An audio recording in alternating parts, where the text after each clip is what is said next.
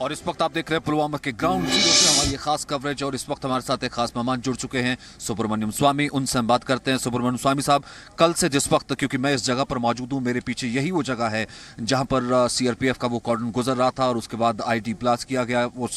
यहाँ पर 40 से ज्यादा जवानों की शहादत हुई। सर, उस वक्त से ही पूरा देश आक्रोश में है, गुस्से में है। आज सुबह प्रधानमंत्री जब ये कहते हैं कि सिक्योरिटी फोर्सेस को पूरी स्वतंत्रता दी गई है, मोस्ट फेवर्ड नेशन का दर्जा तुरंत वापस लिया जाता है, सर यहां से हम क्या माना जाए? उन आतंकियों की और आतंक के पीछे जो साजिश करता है यानी कि पाकिस्तान की, उल्टी गिनती शुरू हो गई है? क्या है सरकार की मंशा?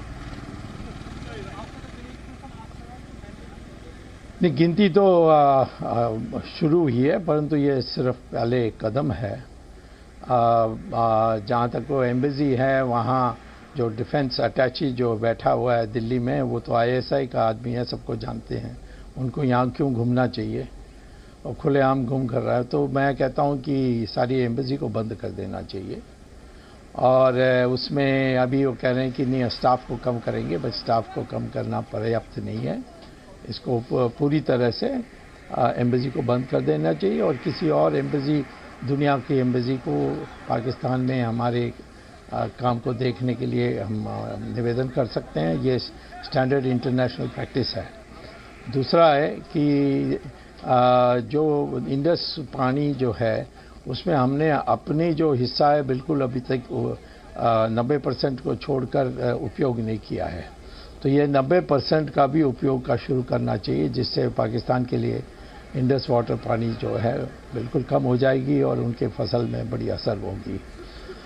तीसरा है कि 2014 में हमारी सरकार ने एक नियम बनाया कि जो भी चेक पोस्ट हैं कश्मीर में, उस सब को हटाया जाएगा, क्योंकि उस समय किसी ने चेक पोस्ट से पार किया तो हमारी सीआरपी ने फायर करके 2-3 लोगों को मार दिया था, तो उनको सज़ा मिली है। मेरे ख्याल में पता नहीं वो अभी भी जेल में है कि नहीं। ये आज ये जो अटैक हुई थी, वो इसीलिए हुई थी कि चेक पोस्ट का जो चेकिंग होती है वो सब बंद कर दिया था, और इसीलिए एक एसयूवी व्हीकल, जो बड़ी तगड़ा व्हीकल होती है, उसको इतना निकट आने के लिए मौका मिला। तो ये एक कदम उठानी चाहिए। चौथा है कि हमें अंतर्राष्ट्रीय स्तर पर लोगों को देश में मिलने की ज़रूरत ही नहीं है। सिर्फ 2 देशों को तैयार करनी है कि हम एक्शन लेंगे, आप कुछ नहीं करें। एक है यूनाइटेड स्टेट्स ऑफ अमेरिका, दूसरा है चाइना। इसमें जितनी हमारी होशियारी से इन दोनों देशों को अपनी तरफ ला सकते हैं, हमें प्रयास करनी चाहिए। और मेरी राय में ये प्रयास सफल होगी यदि हम ईमानदारी से लेन देन के आधार पर इन दोनों देश के साथ व्यवहार करेंगे। तो उसके बाद हमारी तैयारी होनी चाहिए युद्ध के लिए। और युद्ध में पाकिस्तान के कई हिस्से हैं जो पाकिस्तान के हिस्से नहीं रहने चाहते हैं। बलूचीज ऐसे एक हिस्सा है, सिंध दूसरा है, पख्तूनिस तीसरा है। तो इन तीनों को हमारे देश में जो लोग, उनके लोग यहाँ शरणार्थी के रूप में बसे हैं, उनके ज़रिए एक एम्बेसी, बलूची का एम्बेसी, सिंध का एम्बेसी और पख्तूनिस की एम्बेसी को खड़ा करनी चाहिए। और आखिर में पाकिस्तान को एक आतंकवादी स्टेट, एक टेररिस्ट स्टेट घोषित करनी चाहिए और फिर मांग करनी चाहिए कि यूनाइटेड नेशंस में पाकिस्तान की जो नाम है उस सूची में जोड़ा जाए, जो टेररिस्ट स्टेट्स में की सूची है।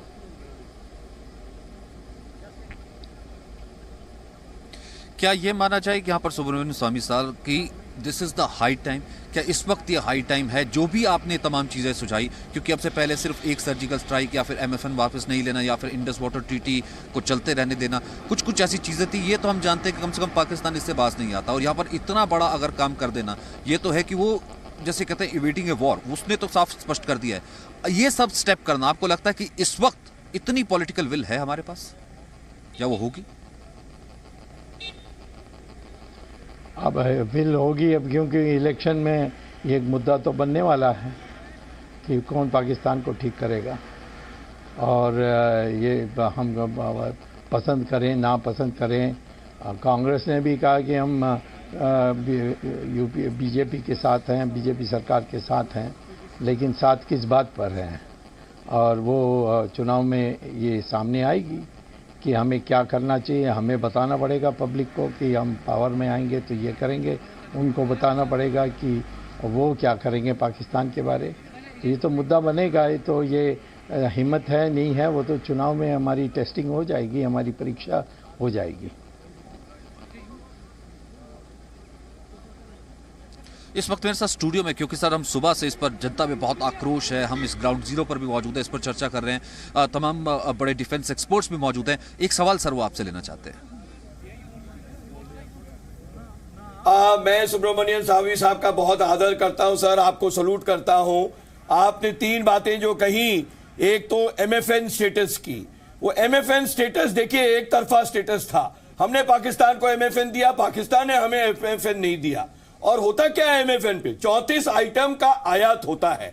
तो ये एमएफएन स्टेटस जो बहुत पहले रद्द कर देना चाहिए था, आज रद्द करने से मेरे लिहाज से, मेरे मायने में as a national security watcher कोई मतलब नहीं रखता है इंडिया पाकिस्तान रिलेशंस का। दूसरा जो आपने बात कही वो declare the Pakistan as a terrorist state, बहुत सही कहा सर आपने। आप 543 बुद्धिजीवी को पार्लियामेंट में हाथ खड़ा करके सारे ऑपोजिशन पार्टीज आपको आपका उसमें समर्थन देंगे और आप बोलिए सारे के सारे we the people of India declare Pakistan as a terrorist state. पर हम ऐसा नहीं कर रहे हैं सर, हम जा रहे हैं अमेरिका को बोल रहे हैं आप डिक्लेयर करो। उन्होंने अपना रेजोल्यूशन 363 पास करके 3 साल हो गए उनको डिबेट करते हुए और आज तक उनको पाकिस्तान को टेररिस्ट स्टेट डिक्लेयर नहीं किया। हमें खुद करना चाहिए। पूरे दुनिया में न्यूयॉर्क टाइम्स, चाइना टाइम्स, बात है, एजीपी जैनी साहब वही इसी का जिक्र मैंने किया ना, सुब्रमण्यम स्वामी साहब जिस बारे में बातें कर रहे थे। लेकिन एक सवाल सर, सुब्रमण्यम स्वामी साहब नहीं, ठीक है सर, सुब्रमण्यम स्वामी जी, एक चीज और यहाँ पर जब से कल से बात हुई है ना, वो ये हो रहा है कि उनसे तो चलिए हम निपट लेंगे जो कम से कम सामने है, उन ताकतों से जो कि आतंकी संगठन है या फिर वो देश जो उनको समर्थन करते हैं उनसे निपटा जाएगा। लेकिन वो लोग जो कि छद्म तरीके से उनका सपोर्ट करते हैं सर, जब सत्ता में होते हैं कुछ और। हमने देखा महबूबा मुफ्ती की स्टेटमेंट्स, हमने देखा उससे पहले फारूक अब्दुल्ला उस दिन क्या कह रहे थे, या फिर हमने देखा पिछले दिनों जो फिर पाकिस्तान जो बात कर रहा था सेपरेटिस्ट से। सर ये वक्त नहीं आ गया उन सबको एक्सपोज करके उनकी भी कम से कम सिक्योरिटी वापस लेने का? उनके लिए सिक्योरिटी देने की औचित्य कुछ नहीं है, क्योंकि आतंकवादियों के साथ तो है ही और उनका पक्ष में बोल रहे हैं, तो उनका खतरा किससे है? तो इसीलिए वो सिक्योरिटी देना बेमतलब है, वो सिर्फ शान के लिए दिया गया है। और वो अपने काल में ही उनको मिला था, जब मुफ्ती सईद होम मिनिस्टर थे तब मिला था, कोई नहीं। फारूक को तो जब चीफ मिनिस्टर थे उन्होंने खुद अपने के लिए किया था, तो वो हटाने के लिए कोई समस्या नहीं है। वो तो वो अपने लोगों के साथ ये है।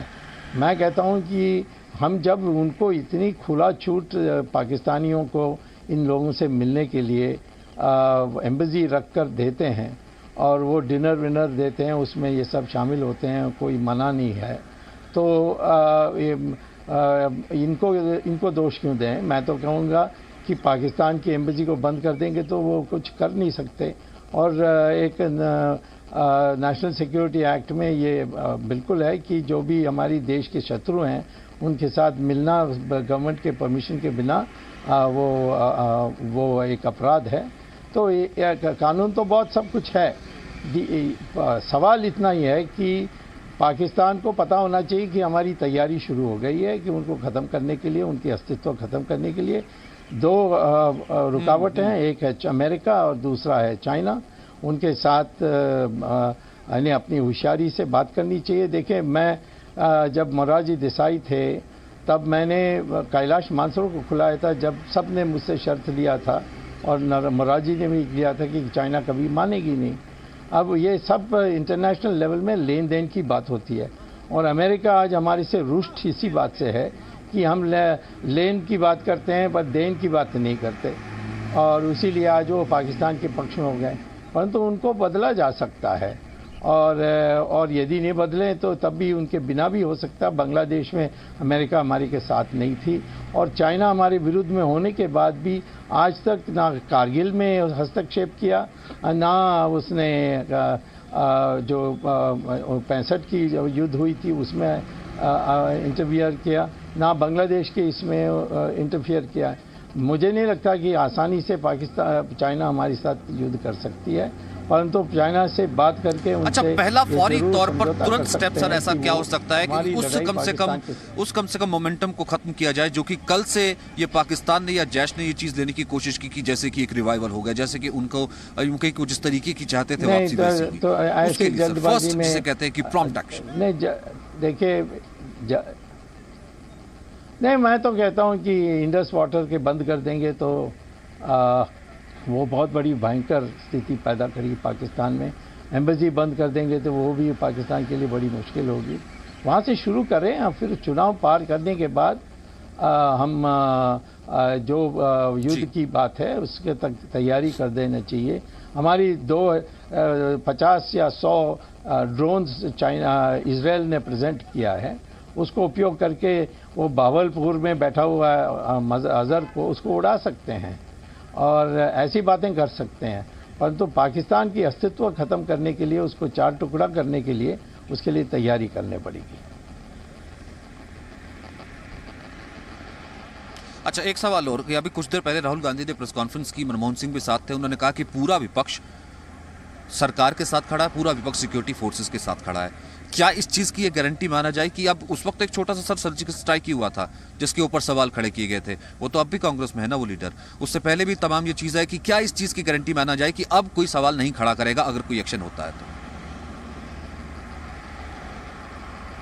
नहीं, ये तो साथ खड़े खड़ेंगे शोक प्रस्ताव के लिए, इससे ज़्यादा नहीं करेंगे। और इनकी जब चुनाव आएगी तो सारी रुख सामने आ जाएगी और मैं समझता हूं कि इस पर भरोसा करके नहीं जा सकते हैं। हमें जनता की सहमति चाहिए, जैसा 1962 में चाइना में के साथ जनता सामने आकर खूब दान की हमारे डिफेंस के लिए, एक हो गए और एकता का जो प्रदर्शन हुआ उससे चाइना भी घबरा गया था। तो मैं समझता हूँ वही देखनी चाहिए इनकी, वो आए ना आए। आज जो उनकी भाषा है उसमें कई लिपापोती थी, मैं इसको कोई ऐसा ब्लैंक चेक नहीं मानता हूँ। ये कल से फिर अटैक करना शुरू कर देंगे। आज खड़े हैं शोक में, परंतु कल जब हमारी नीति बाहर आएगी उसमें वो विरोध करने लगेंगे। तो सर इसी चीज का फायदा है तो पाकिस्तान उठाता है ना, इसी चीज का तो प्रोपेगेंडा ही वो करता है ना। देखिए, तो हम तो कहते हैं कश्मीर में अनरेस्ट है क्योंकि उनकी वहां की पार्टियां खुद जाके कहती है हमारे यहाँ डाइश शेयर करती है, भले वो मणिशंकर अय्यर हो, भले वो और तमाम नेता, नहीं, वो पाकिस्तान का प्रोपेगेंडा से हम क्यों डरते हैं? पार्टी में है पाकिस्तान की नहीं, पाकिस्तान की प्रोपेगेंडे से हमें क्या चिंता है? जब उसकी चार टुकड़ा कर रहे हैं तो वो चिल्लाते रहें, कोई भी भाषण देते रहें, हमें क्या फर्क पड़ता है?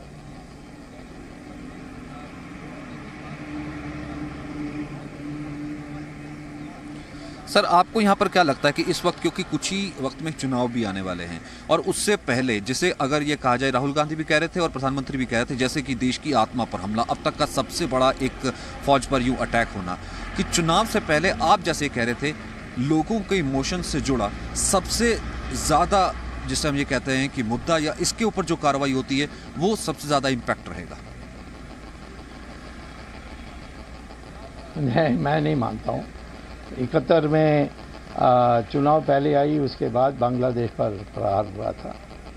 आप तो जानते ही हैं कि पाकिस्तान ने मुजीबुर रहमान को एलिमिनेट कर दिया था 71 में चुनाव के पहले, और चुनाव बाद में आई और फिर दिसंबर में हमारी आक्रमण हुई। मैं ये कहता हूँ कि पब्लिक को विश्वास हो जाएगा कि हम कई ऐसे कदम उठाएं जो पहले कभी नहीं उठाए। कड़ा निंदा करने से वो कोई नई बात नहीं होगी, परंतु एम्बेसी बंद कर दें, इंडस वाटर पानी को हम डाइवर्ट कर दें, और तीसरा ये MFN कहते हैं, आप लोग कहते हैं कि अभी देरी हुई। मैं तो पहले से ही कह रहा हूँ, पहले दिन से, आप देख लीजिए 2014 से तुम्हारे ZTV में भी मैंने कहा है कई बार, इसको बंद करना चाहिए। जी बिल्कुल, आज तो हो गया है। और ऐसी चीज़ों के लिए करते रहना चाहिए जिससे लोगों को लगे, और आखिर में अब मॉडल कोड आ जाएगी, उसके बाद तो कुछ कर भी नहीं सकते। तो मैं समझता हूँ चुनाव के बाद ये करेंगे। अभी ये बता देना चाहिए कि मैं कहता हूँ किसी भी उद्देश्य पाकिस्तान की चार टुकड़ा करने से कम होगा वो पर्याप्त नहीं होगा। ये पाकिस्तान के अस्तित्व खत्म करेंगे तभी ये जो खून जी, और शायद मुझे लगता है कि सर 25 साल से बहते रही है, क्योंकि वो आर्थिक बंद तौर होगा। पर जो पहले ही टूटा हुआ है और इस वक्त वो वक्त भी आ गया है कि कम से कम जो उसका एक ट्रेड है, जो चेहरा है, जो कि अंतर्राष्ट्रीय जगत में पहले ही एक्सपोज करके सामने आ चुका है और वो कल कहीं ना कहीं मुंह छुपाता फिर रहा है। अब आखिरी कील का वक्त है कॉफिन में ठोकने का। बहुत बहुत शुक्रिया सर, इस पुलवामा से यहाँ पर आप मेरे साथ लाइव जुड़े हुए थे, चर्चा कर रहे थे। बहुत बहुत शुक्रिया सर।